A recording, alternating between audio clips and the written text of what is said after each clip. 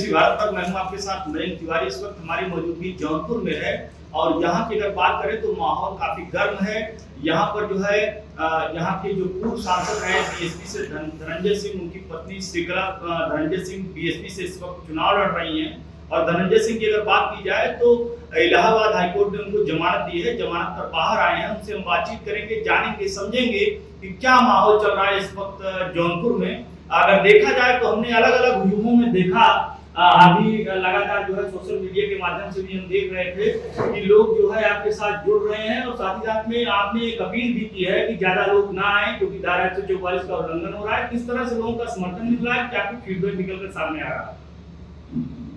देखिए, पब्लिक में बहुत उत्साह है हमारे, और खास तौर से मैं जो जनता का बड़ा शुक्रगुजार हूँ और उनको बहुत आदर उनके प्रति। इस संघर्ष के समय में जिस तरीके से जो स्नेह उन्होंने दिया है मेरी पत्नी को, श्रीकला जी को, मतलब उसकी जितनी भी तारीफ की जाए बहुत कम होगी। और मैं ऋणी हूँ मैं जनपद वासियों का। और आज जब मैं आया लगभग 58-59 दिन के बाद मैं जनपद में प्रवेश किया, बहुत से लोग जानकारी भी नहीं थी। मैं हनुमान जी का दर्शन करते जैसे ऐसे लोगों को पता चलता है, सड़कों पर लोग आते गए, मिलते गए। हम सिर्फ इसलिए नहीं कहे कि लोगों की धारा 144 लागू है और आचार संहिता का उल्लंघन न होने पाए, कैंडिडेट हूँ नहीं, फिर भी मैंने कहा कि लोग आ जाएं, घूमर पड़ेंगे तो व्यवस्था ना फैले, प्रशासन से दिक्कत ना हो। इन सब चीज़ों को देखते हुए मैं बार बार अपील करता रहा, लोगों को मना करता रहा कि बताया जहाँ जानकारी होगी बहुत ज़्यादा लोग इकट्ठा, मैंने फ़ोन करके मना किया नहीं। हमने कई जगह से रूट भी बदल दिया अपना, नहीं गए उस दिशा में, ताकि असुविधा न हो, आम जन को भी असुविधा न हो, क्योंकि बचाना था। लेकिन फिर भी पब्लिक आके सड़क पे, नौजवान, बुजुर्ग, तमाम सब लोग, सीनियर लोग बहुत से आके खड़े रहे, लोगों से मिले, अच्छा लगा। एक चीज ये बताइए, अलग अलग जगहों पर जो है आप आगामी अपना रूट तैयार करेंगे, लोगों से मिलेंगे, लोगों से संपर्क करेंगे। बहुत कम समय भी बचा हुआ है, ये अबाउट 22-23 दिनों का समय है। 25 तारीख को वोटिंग होनी है, आज 1 तारीख हो चुकी है। तो ऐसे में लोगों से किस तरह से आप अपना रूट प्लान तैयार करेंगे जिससे जो है मोटे तौर पर सभी लोगों के निगाह में आप आ सके, क्योंकि आपका चेहरा लोग देखने के लिए बेताब। देखिए, हमारे 11 ब्लॉक हैं कम बेश। हमें 11 ब्लॉक में हमारे कार्यक्रम ऑलरेडी तैयार हैं। 11 दिन में 11 ब्लॉक अपना खत्म कर लेंगे। 2 नया पंचायतें हम करके जनसभा करते हुए, बाकी पत्नी भी हमारे अलग वो करेंगे और भी हमारी सब अलग अलग टीमें, हर विधानसभा की एक ब्लॉक पर हमारी टीमें बनी हुई हैं। सब पार्टी के लोग हैं, हमारे बहुजन समाज पार्टी के लोग, सब लोग अपने अलग अलग तरीके से काम करेंगे। और हमको है कि हम लोग हर गाँव हर तक पहुँचने का टारगेट, और ऐसा नहीं कि केवल चुनाव में ही मेरा है, तैयारी हमारी बहुत पहले से चल रही थी।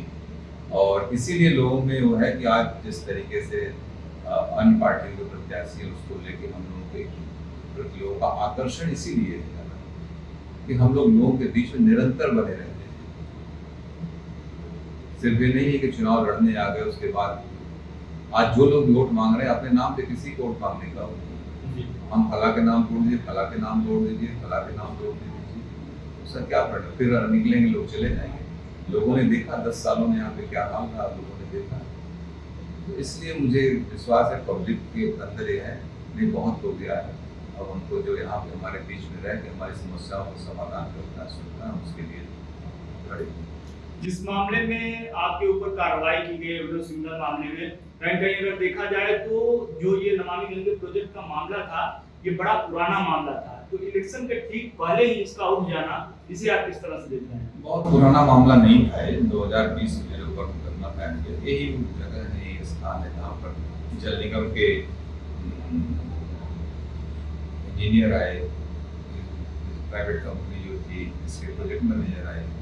जिस तरीके से यहाँ पे पब्लिक ने हमसे शिकायत की थी, एक सभासद भी आज हमसे शिकायत की, उनके क्षेत्र में इस तरीके से काम हो रहा है, उससे बड़ी असुविधा हो रही है। क्वालिटी में जो स्टैंडर्ड होना चाहिए था, मानक भी नहीं है। तो हमने बोला कि जानकारी प्राप्त करना चाहिए। हमने उनसे कहा कि आप एक रेट लिस्ट तय कर दो, क्या क्या आप एक ट्रांसपेरेंसी के साथ आप काम करने का प्रयास करिए। सिंपल सी बात थी, लेकिन उसमें कुछ लोगों का नो डाउट कि जो लोग उस समय उस विभाग के मंत्री थे, इंटरेस्ट इन्वॉल्व रहा होगा, अभी जो है कि हमारे ऊपर रात को 10:30 बजे FIR कायम कर दी जाती है, मेरी गिरफ्तारी हो जाती है। बहुत हास्यास्पद था। और उसके बाद नेक्स्ट डे जो है मैं तो जेल में हूँ।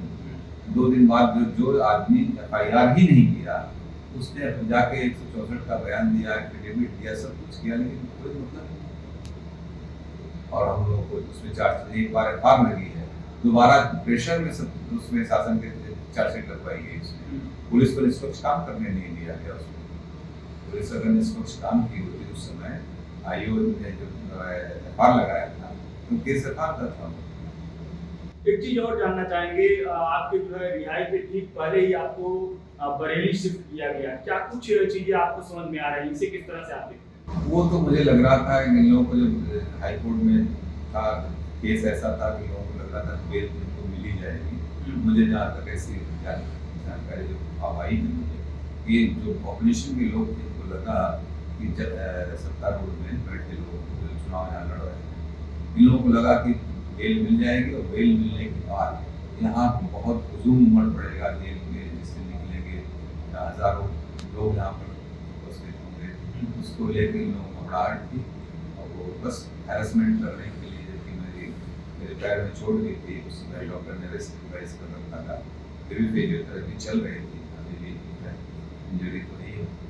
उसके बावजूद भी मुझे भेजा गया ताकि सिर्फ हैरेसमेंट हो, मेरे मानसिक और शारीरिक प्रताड़ना, मेरे परिवार के लोग उससे दुखी हों और निश्चित रूप से उस बात को लेकर परिवार में मेरा हाथ हुआ। आप लड़ रहे हो, चुनाव लड़ो, लोकतंत्र है, चुनाव लड़ो, विचार से लड़ो, लोगों के बीच में जाके लोगों का दिल जीतो, लोगों से बात करो, वैचारिक रूप से लड़ो। ये कौन सी लड़ाई लड़ रहे हो? सारी एनर्जी इसी पे लगाए कि धनंजय सिंह जेल कैसे रहे, धनंजय सिंह यहाँ से बाहर रहे, चुनाव से बाहर रहे। ये चुनाव होता है, चुनाव अपना लड़ो निष्पक्ष रूप से। तमाम लोग वहाँ साथ घूमने वाले लोग भारतीय जनता पार्टी के प्रत्याशी के साथ हमको बताते हैं एक सूत्री कार्यक्रम रहता है, सिर्फ आप इस तरीके से परेशान एक सूत्री कार्यक्रम है और कोई काम ही नहीं, एजेंडा नहीं। जौनपुर की अगर बात की जाए तो बीजेपी से यहाँ पे महाराष्ट्र के गृह मंत्री रहे कृपा शंकर सिंह, उनको बीजेपी ने अपना उम्मीदवार बनाया है, महाराष्ट्र से उनको यहाँ पर लाया गया है। लोग ये भी कह रहे हैं कि तेली बाजार के ही रहने वाले हैं आपके यहाँ जौनपुर के ही, तो और ऐसे में जो है समाजवादी पार्टी ने बाबू सिंह कुशवाहा को टिकट दिया, बांदा के रहने वाले हैं, मंत्री भी रह चुके हैं। तो किस तरह से देख रहे हैं सर इन दोनों कैंडिडेट्स को, और ऐसे में जो है आप कैसे प्रूफ कर पाएंगे बीएसपी की तरफ से खुद को? कहीं अगर देखा जाए तो ये दोनों कैंडिडेट्स भी अपना अलग अलग एजेंडा लेकर लोगों से मिल रहे हैं, लोग संपर्क कर रहे हैं।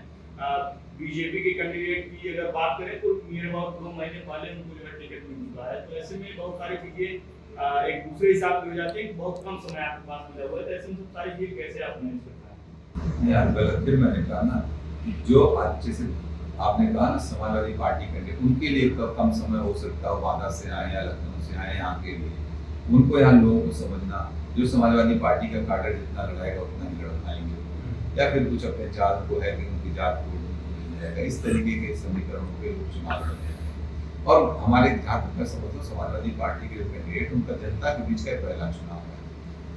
और रही बात भारतीय जनता पार्टी के कैंडिडेट की बात आप कर रहे हैं, तो यहाँ के निश्चित रूप से तेली बाजार के रहने वाले, जब मैं 2002 में पहला चुनाव लड़ रहा था तब एक गृह मंत्री हुआ करते थे और उस समय कांग्रेस के मंत्री थे और कांग्रेस से हमारे यहाँ कैंडिडेट भी लड़ाए थे और 1 महीना यहाँ रहे थे प्रचार, अपना बूथ हमसे हारे थे, कांग्रेस कैंडिडेट की जमानत नहीं बची थी, इनके घर का बूथ, इनके गाँव का बूथ में जीता था।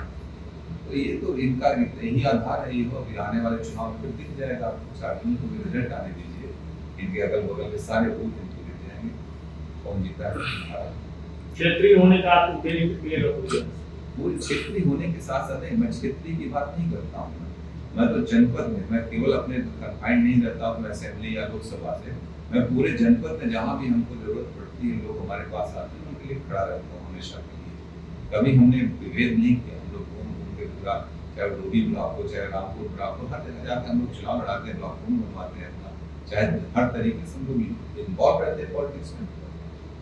हम लोग को ये सब नहीं है कि आज तो इस बार सर क्या समझ में आ रहा है, अगर 4 दिन को परिणाम आता है तो सरकार जो है जो भी बनेगी उसमें आपकी कितनी भूमिका रहेगी? कहीं कहीं अगर देखा जाए तो बहुत सारी सीटों पर उस तरह के परिणाम नहीं आ रहे हैं कि बीजेपी को फिर से प्रचंड बहुमत मिल जाए, तो ऐसे में अगर आपकी सीट क्लियर हो पाती है, यहाँ से अगर जौनपुर से आप आपकी पत्नी सांसद चुनी जाती है, तो ऐसे में किस तरफ आप रुख करेंगे? सरकार जब परिणाम आएंगे तो उसके बाद अगर प्रचंड बहुमत न मिले भारतीय जनता पार्टी को?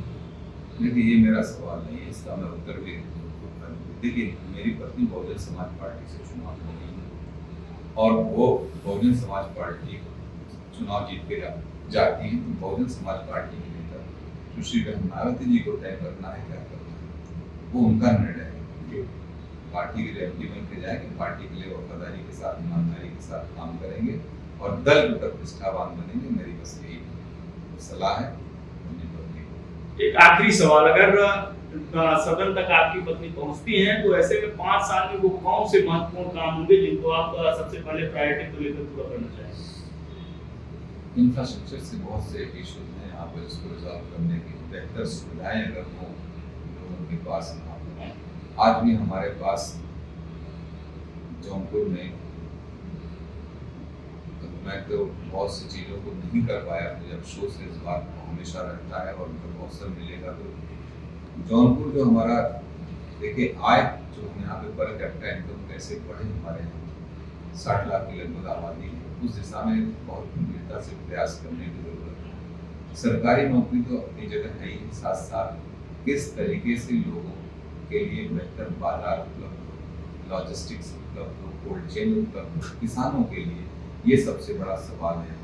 अगर वो ठीक रहेगा तो लोग आत्मनिर्भर बनेंगे और निश्चित रूप से उनकी आय भी बढ़ेगी और जो पलायन है, जो लोग माइग्रेट करके, बहुत से लोग यहाँ से अभी लोग कहते हैं कि हम यहाँ से चले गए थे, कोई 70 कहता, कोई 75 कहता, कोई 60 में कहता नौकरी चले गए, यहाँ पे नौकरी के अभाव में चले गए, काम नहीं था अभाव में। तो ऐसी स्थिति न हो, हम लोग इसके दिशा में काम करने का प्रयास करें। किसी और को अपना